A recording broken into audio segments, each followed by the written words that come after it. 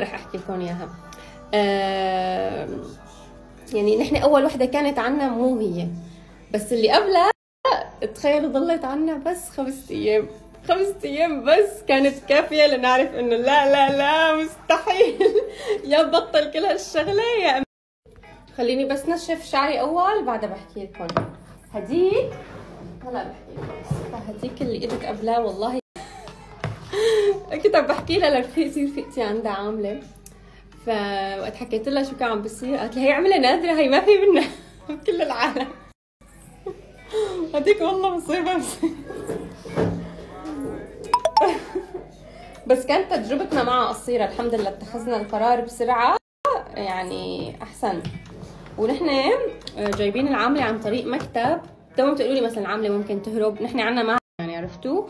اللي بتهرب هي اللي بتكونوا خلص مشتري لها اقامتها ولازم تقعد معكم 2 سنين، ساعتها شو بتهرب بتقول بدل ما اخلص ال2 سنين خليني ارجع على بلدي يعني. ايه بس نحن جايبين عن طريق مكتب، هذا اللي عليكم، ومقابل انه سعر الراتب تبعها بيكون ضعف اللي بتعلقوا مع شخص لمده 2 سنين ما بتعرفوا عنه شيء، عرفتوا؟ فهي هي وبالاخير تعلقوا معه 2 سنين وبجوز ما تتفاهموا يعني. عن طريق مكتب، هذا المكتب خلص بيترك اقامته وكل شيء عليه، ونحن فبيحق لكم ايمت ما بدكم تبدلوا يعني مثلا هذا.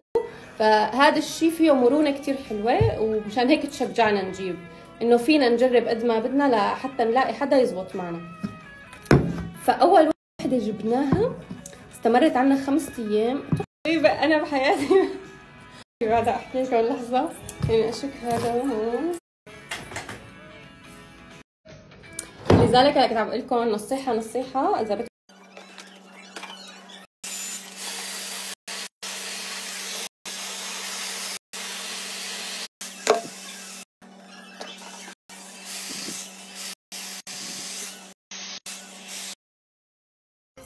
اوكي يلا نكمل.